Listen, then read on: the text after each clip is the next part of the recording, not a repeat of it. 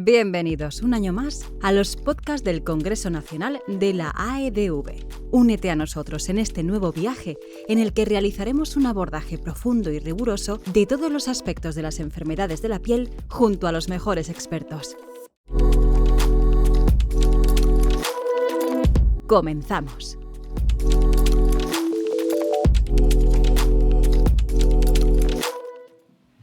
Hola a todos y bienvenidos a un nuevo episodio del podcast del Congreso Nacional de Dermatología, que estamos aquí, como sabéis, retransmitiendo en directo desde el stand de Novartis, que tenemos aquí una burbuja de podcast, y tenemos con nosotros nada más y nada menos que al doctor Josep Malvey. Muchas gracias, Josep, por acercarte. Gracias, Ana, un placer estar aquí. Bueno, yo creo que absolutamente todos los que nos estáis escuchando conocéis a Josep, pero para aquellos que aún no lo conozcan, ya sabéis que él es el coordinador de innovación del Instituto de Medicina y Dermatología del Hospital Clínico de Barcelona, coordinador también de la Task Force en Inteligencia Artificial de la Academia Europea de Dermatología. Y bueno, porque es muy humilde y no me deja decir más cosas, pero se podría estar presentando a Josep aquí todo el día, ¿no? Porque bueno, es uno de los dermatólogos más conocidos, reconocidos, uno de nuestros grandes investigadores y científicos, no solo a nivel nacional, sino a nivel internacional. Y en la sesión de actualización en melanoma, él ha hablado de un tema que no puede estar más de actualidad, que es la inteligencia artificial para el diagnóstico de las lesiones pigmentadas, lo que tenemos y lo que nos espera. Así que tenemos que tratar este tema con él y yo quería empezar preguntándole ya que además es experto en cáncer de piel, pues por las herramientas de inteligencia artificial que tenemos sobre todo en este campo, que cuando uno se lo imagina se va siempre al cáncer de piel, ¿no? Que parece que son las imágenes como más sencillas de hacer la foto de un lunar, ¿no? Exactamente. De hecho, todas las especialidades, Ana, que se basan en reconocimiento de patrones, como la dermato, por supuesto, pero la oftalmología, la radiología, patología, todas han sido las primeras que han tenido aproximaciones en este campo, porque el reconocimiento de imágenes lo tenemos en cualquier teléfono móvil, nos reconocen las caras en miles de fotografías. Y ahí está donde el avance inicial de reconocimiento de imágenes se aplicó primero en muchos de estos campos. Entonces, la dermato es una de las especialidades más visuales y muchas veces con una fotografía tú puedes reconocer una enfermedad. En el campo de los tumores incluso es más fácil, porque tomar una fotografía de un tumor es mucho más sencillo que documentar un exantema de forma adecuada, ¿no? Bueno, entonces ahí tenemos ya una serie de herramientas que a veces no se comprenden bien, no se saben utilizar, pero que algunas de ellas ya están licenciadas para su uso clínico en Europa, y esto hay que decirlo. Oiga, esto ya tiene una licencia que ha pasado una certificación clase 2A, 2B, cuidado con esto, que también es importante, la regulatoria, hablaremos de esto después, pero estas herramientas están destinadas a mejorar, a ayudarnos, no a sustituir el conocimiento que debemos tener todos, a ayudar en situaciones un poco más complejas que podamos tener. Estas apps se pueden aplicar en distintos ámbitos, y esto es muy importante porque ninguna inteligencia artificial resuelve todo en todos los pacientes, y están diseñadas para solucionar problemas o ayudarnos a resolver problemas que podamos tener. Y para ello es muy importante diseñarlas adecuadamente.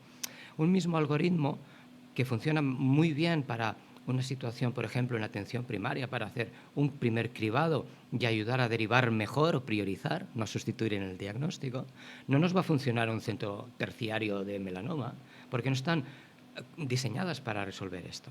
Entonces tenemos apps que están pensadas para ayudarnos a cribar lesiones en el día a día en centros donde el especialista tiene que derivar mejor al dermatólogo. En la atención primaria, por ejemplo, es una situación donde muchas veces esto tiene un segundo proceso de teledermatología, por ejemplo. Hay apps que se están evaluando en este ámbito. Apps que vamos a utilizar seguro en el día a día en nuestro dermatoscopio. Ya existe esto, van a lanzarse una serie de productos de las compañías que nos fabrican los dermatoscopios, de manera que con una conexión a tu teléfono móvil y el adaptador típico de dermatoscopia tendrás un algoritmo que te va diciendo probabilidades de que aquello que estás mirando en tiempo real pueda ser maligno. Y este tipo de aplicaciones las vamos a utilizar también en dermatología. Y van a estar en el campo de la dermatología general, para que el dermatólogo que sabe de cáncer de piel, pero no se dedica todo el día a ello, y al final tendremos que saber si la información que nos proporciona es la adecuada o no, o si estamos evaluando una lesión que es una indicación de esta aplicación diagnóstica. Y todo esto se tiene que conocer. Y finalmente tendremos aplicaciones distintas que las vamos a necesitar para aquellos centros con pacientes de alto riesgo, con nevus, con atipia, donde necesitamos además información de cambios, de mapas corporales, y todo esto necesitan algoritmos y modelos diferentes. Pero al final todo tiene un nexo común, y es que, cuidado, a veces se nos comenta, ¿no? Es que esto va a reemplazar al dermatólogo, ya no necesito aprender más dermatoscopia. No, cuidado, esto no va a ser así para nada. El que se sienta amenazado por la inteligencia artificial en el futuro, en su trabajo, se está equivocando. Se debería sentir amenazado si no sabe utilizar estas herramientas, que es todo lo contrario. Justo. De hecho, en el último congreso, creo que fue en el CILAD, vino también un experto en inteligencia artificial y creo que puso una frase que a mí es la que se me quedó, que dijo: la inteligencia artificial no reemplazará a los médicos, pero sí que reemplazará a aquellos médicos que no trabajen con IA, ¿no? Exactamente, es tal cual. va a ser así. De todas maneras, es cierto que hay un cierto desconocimiento todavía en todo esto y crea alarmas, anticuerpos, todo lo que es algo tan disruptivo, tan nuevo, y donde estamos constantemente influidos por noticias alarmantes de lo que puede pasarnos en el futuro, ¿no? Estas imágenes que tenemos de una sociedad disruptiva con robots que nos amenazan. Bueno, es que es normal, porque ahora, imagínate, con la inteligencia artificial generativas, todas las generativas, lo que está pasando, pero cuidado, esto tiene aplicaciones también en nuestro trabajo maravillosas. Es lo que te iba a decir, que mucha gente cuando se va a la IA se va sobre todo al diagnóstico y parece que nos van a quitar esa labor de diagnóstico, que yo creo que es donde menos función van a tener quizás.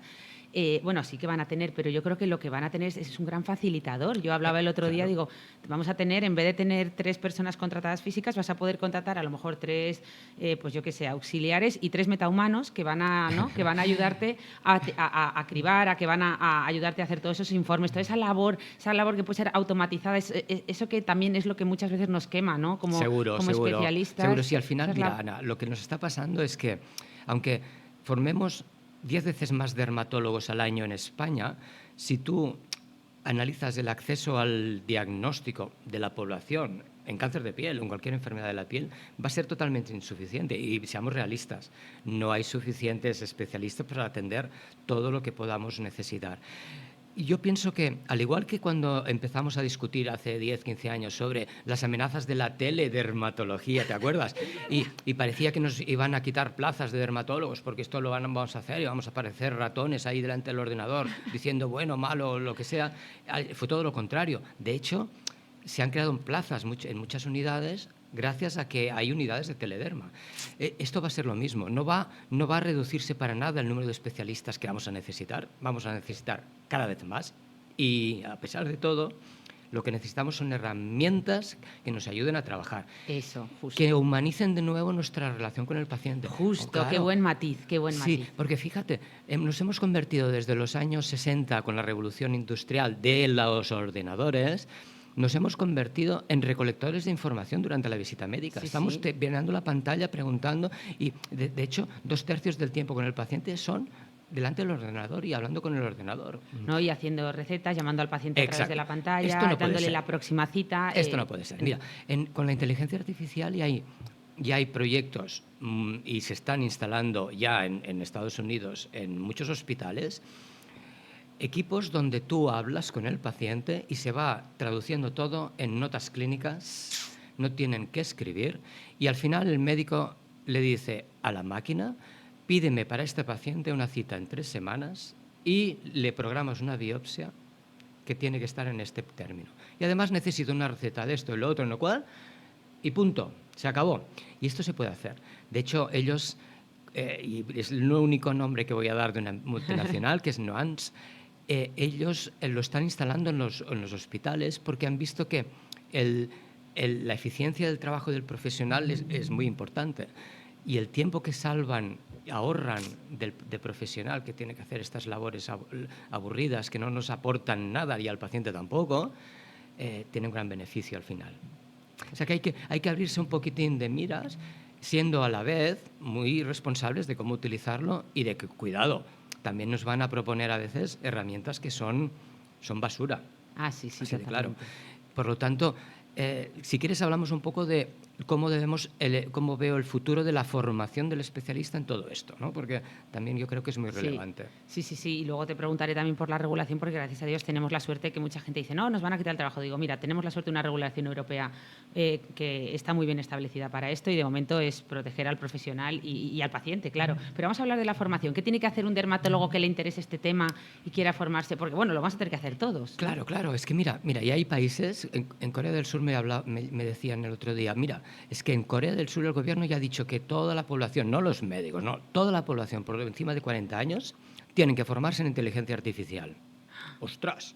Imagínate. ¿Por qué? Porque al igual que con las tecnologías digitales hemos tenido que aprenderlas sí o sí para vivir y sobrevivir en el día a día, esto va a ser necesario para no ser analfabetos digitales en el futuro. Y tendremos que saber las amenazas de todo esto y para protegernos de las situaciones que puedan ser peligrosas, cuidado, y a la vez sacarle todo el partido necesario. ¿Cómo debemos formarnos los especialistas? Bueno, está muy claro que no debemos sustituir el trabajo de los ingenieros de computación. Esto no tiene ningún sentido, por favor. Ustedes, hombre, yo conozco dermatólogos que son matemáticos increíbles y que son capaces a mí me gusta el Python y yo me he metido en esto porque siempre hemos tenido una afición. Pero yo no puedo discutir de matemáticas con un ingeniero que se dedica solo a esto. No tiene ningún sentido. Lo que sí que vamos a necesitar es conocimiento básico en cómo funcionan este tipo de herramientas, a nivel muy básico, quiere decir, de tecnología, y lo más importante es estar muy presentes en los estudios prospectivos clínicos para validarlos en la práctica, en la aplicación médica, ¿no? Y el conocimiento de esto lo tenemos nosotros. Y la formación tiene que estar muy dirigida también a saber utilizarlos, como decía antes. Usted, si no sabe utilizar un bisturí, no opere a un paciente. O sea, hay que utilizar, y a veces no debemos utilizar un bisturí en una situación concreta, pues esto va a ser lo mismo. Y el dermatólogo tendrá que entender qué herramientas están en el mercado y cuál le interesa utilizar en qué situaciones, con las indicaciones adecuadas y las contraindicaciones adecuadas, al igual que cualquier situación médica. Porque al final estas herramientas lo único que hacen es aportar información para que nosotros la integremos en todo lo que necesitamos para trabajar en el día a día con nuestros pacientes. Es maravilloso entender que con un clic lo que antes necesitabas meses de trabajo, en pocos minutos lo tienes en el ordenador y esto no se puede despreciar para nada. En investigación, en conocimiento y en el día a día en tu gestión, esto va a ser fundamental. Yo no sé si tú utilizas estas herramientas de ChatGPT, tal, en el día a día, pero totalmente, porque diga, yo necesito escribir esto, pues le pregunto, me lo escribes y yo después me lo reviso. Eso, claro. Me lo reviso y digo, esto no está bien, esto está bien, pero la verdad es que me reduce muchísimo el trabajo. Facilita muchísimo. Yo el otro día, haciendo una prueba con una app de estas de IA, es que era una maravilla simplemente. Tú efectivamente conforme hablas con el paciente, pero simplemente la cámara te hacía una foto y tú luego pues decías diagnóstico, validabas que era dermatitis atópica y automáticamente todo el típico rollo que tú le sueltas a los pacientes con dermatitis que nos quema muchísimo porque dices estoy todo el día diciendo lo mismo, salía tu cara a partir de una foto explicándole con una especie de vídeo al paciente todo lo que tú dices normalmente, es decir, que te ahorras esos 20 minutos de estar. Entonces yo creo que es fundamental y es una herramienta de trabajo que ya estamos usando muchas y llevamos mucho tiempo usando y al final los mismos ordenadores, ¿no? Entonces es simplemente evolucionar, pero claro, la gente le preocupa mucho la legislación y como bien decíamos antes, está muy protegido el dermatólogo, que también es un arma de doble filo porque muchas veces yo por ejemplo que me han propuesto como a ti muchas de estas apps de inteligencia artificial, digo, bueno, solo me quieren porque no les queda otra, es decir, como legalmente en Europa una máquina no puede hacer un diagnóstico, necesita que esté validada por un dermatólogo, aunque a veces, como dicen de forma, ¿no? que son titulares que salen mucho en la prensa, aciertan más que los dermatólogos,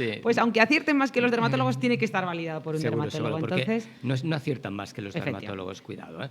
Si tú pones una máquina de estas a trabajar en una consulta normalita del día a día, sería un desastre. Estamos muy lejos de resolver esto.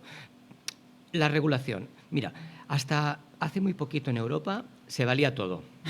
Se valía todo. Y teníamos apps de inteligencia artificial claramente dando información diagnóstica para el usuario de a pie, de la calle, no al paciente, no, al usuario, donde había una certificación clase 1. Clase 1 es lo mismo que los pañales para la incontinencia de orina y las gafas de presbicia que compras en el supermercado. Y todavía hay algunas de estas empresas que en sus webs dicen, esto está certificado en Europa como clase 1. Oiga, ustedes deben saber, clase 1 no sirve para esto, cuidado. Entonces, se valía todo.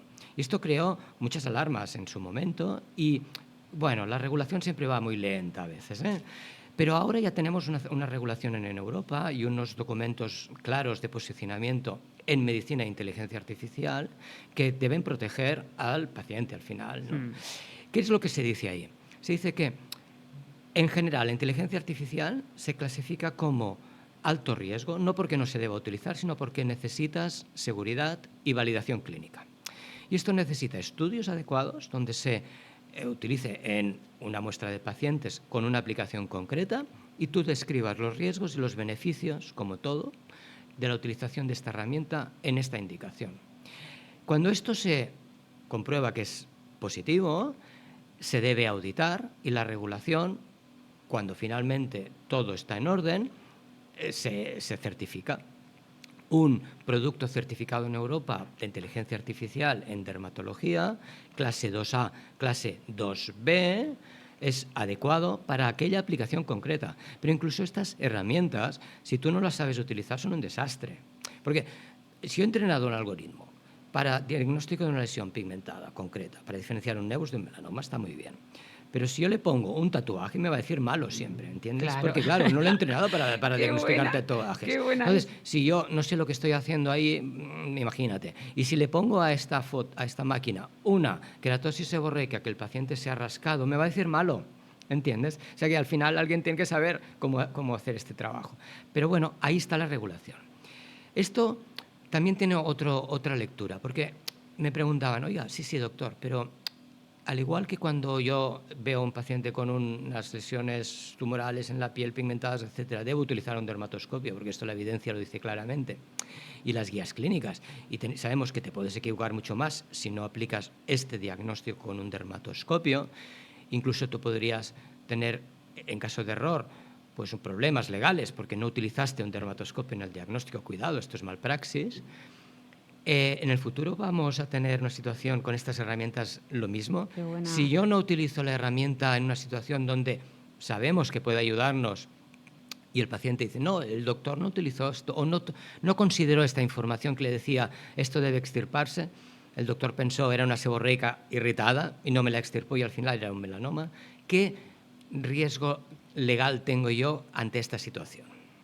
Bueno, las sentencias, que hay poquitas en estas situaciones concretas, y conozco la experiencia australiana, protegen siempre al profesional, porque estas máquinas no sustituyen al profesional. Lo importante es que usted utilice todo lo que pueda para hacer lo mejor posible. Y si nos equivocamos al final, esto es humano y se puede entender, pero hay que comprender que esto puede cambiar y a veces los médicos debemos saber, bueno, en una situación en la que yo tengo una información que me está diciendo claramente, cuidado, esto puede ser algo, yo debo mirármela 2 veces quizás. Y si al final yo discrepo, pues bueno, voy a tener una nota clínica que diga, mire, considero que este es el diagnóstico por esto, y ahí estás protegido. Yo creo que esto va a seguir siendo así, porque ninguna de estas compañías acepta el riesgo legal de un error diagnóstico.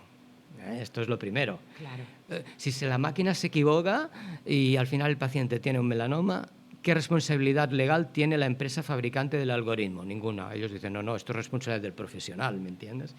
Pero bueno, a nivel legal, yo creo que poquito a poco iremos entendiendo mejor cómo debemos comunicar, documentar y utilizar estas herramientas para estar también donde debemos estar, que es en el ámbito de una medicina pues, que nos proteja en el caso de error diagnóstico.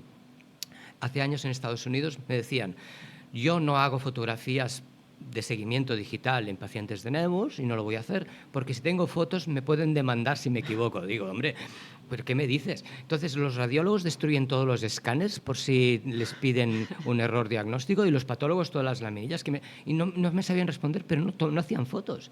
Mientras que en Europa es todo lo contrario. Si usted, dermatólogo, no tiene una buena documentación clínica de su diagnóstico, ahí puede tener problemas en caso de error. Todos podemos cometer errores, pero si no has hecho todo lo que era necesario para llegar al diagnóstico mejor posible, entonces sí que puedes tener problemas. Entonces, esto se va a integrar ahí en algún momento donde con esta indicación es bueno tener un algoritmo seguramente. Todavía no estamos ahí, pero hay preguntas muy abiertas y que deben resolverse en todo esto, que por otro lado se mueve tan deprisa, Ana, que somos incapaces a veces de adaptarnos, ¿no? Y esto nos crea complicaciones. La regulación siempre va muy despacio en comparación a todos los avances que tenemos en este tipo de tecnologías, y estamos utilizando herramientas que no están certificadas, pero las utilizamos sabiendo cómo utilizarlas. No vamos a dejar de hacer este trabajo. Bueno, ya veremos. Yo creo que el futuro no debe ser para nada pesimista con todo esto, todo lo contrario, y nos puede ayudar a mejorar nuestra calidad de vida y calidad profesional, como decíamos antes, ¿no? Sí, yo creo que ese es el mensaje. Yo creo que el mensaje es ese, que es una herramienta para nosotros, para ayudarnos a nosotros, no en contra de nosotros, y que además es un mundo apasionante. Yo creo que aprender de todo esto, ver, ¿no?, hacia dónde va, es impresionante. Así que yo no puedo estar más agradecida de que hayas venido aquí a contárnoslo. Gracias por estar siempre al día de todas las innovaciones y explicarlo de forma tan asequible para que todos lo podamos entender. Y nada, te estaría preguntando aquí hasta el infinito, pero sé que tienes una sesión dentro de 5 minutos, a que te dejamos ir, pero muchas gracias. Muchas gracias y muy buenos días. Y a todos los que estáis detrás de los micrófonos y de las cámaras, quedaos por aquí, que tenemos muchos más ponentes hoy que van a pasar por la cabina de podcast, así que nos escuchamos en un ratito. ¡Hasta pronto!